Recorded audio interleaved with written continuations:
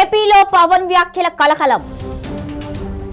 కూటమి నేతలు ప్రైవేట్ పంచాయతీలు చేస్తున్నారు అన్న పవన్. ప్రభుత్వం పరిశ్రమలకు కేటాయించిన భూముల్లో సెటిల్మెంట్లు.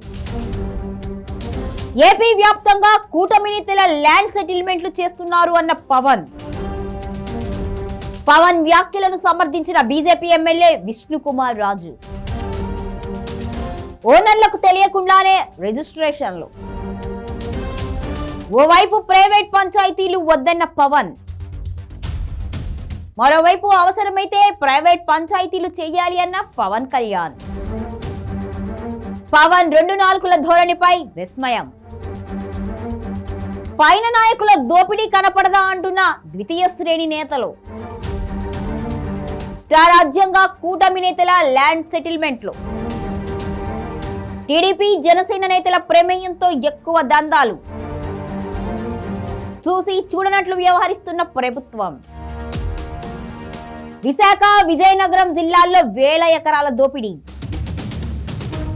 ఉభయ గోదావరి జిల్లాలో 300 ఎకరాలు కబ్జా. కృష్ణా గుంటూరు జిల్లాలో 500 ఎకరాల దోపిడీ. ప్రకాశం నెల్లూరు జిల్లాలో 3 నుంచి 400 ఎకరాల భూదందా.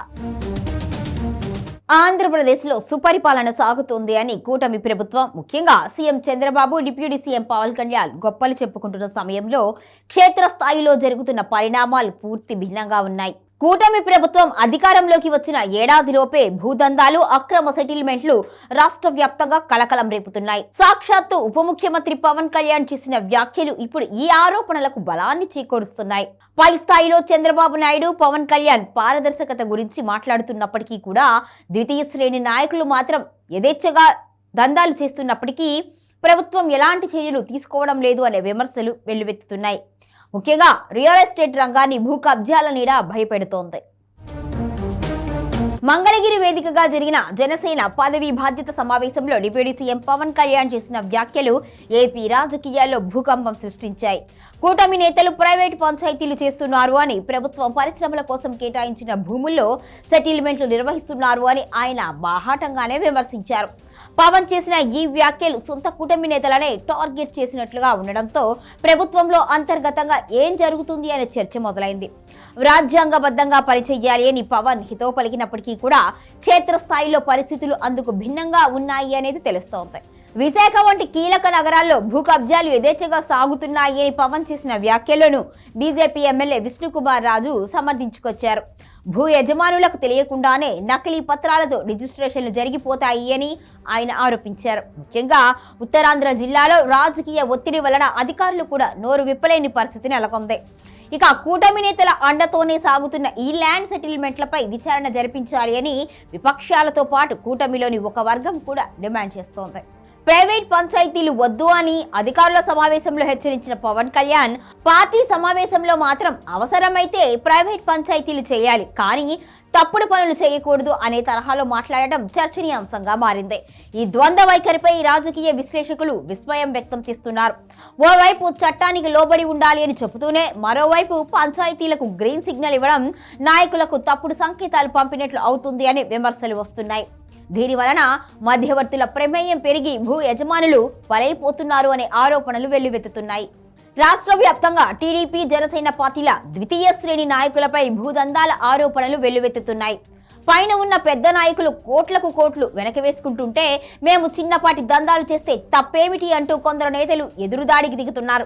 జమ్మలమడుగు వంటి ప్రాంతాల్లో ప్రభుత్వ భూములను ప్రైవేటు వ్యక్తులకు అమ్మేస్తున్న ఘటనలు కూడా వెలుగు చూశాయి. ఇక నాయకులు తమ పదవులను అడ్డం పెట్టుకొని సెటిల్మెంట్లు చేస్తున్నా ప్రభుత్వం చూసి చూడనట్లు వ్యవహరించడం వెనుక ఉన్న మర్మం ఏమిటి అని ప్రజలు ప్రశ్నిస్తున్నారు. కూటమి నేతల ఇష్టారాజ్యంగా సాగుతున్న ల్యాండ్ సెటిల్మెంట్ వలన రియల్ ఎస్టేట్ రంగం కుదేలవుతోంది. ఎప్పుడు ఎవరి భూమిపై నిందపడుతుందో, ఏ సెక్షన్ కింద 22A చేరుస్తారో తెలియక భూ యజమానులు వణిగిపోతున్నారు. పారిశ్రామిక ప్రాంతాల్లో కూడా రాజకీయ జోక్యం పెరగడం వలన పెట్టుబడిదారులు వెనుకంజ వేస్తున్నారు.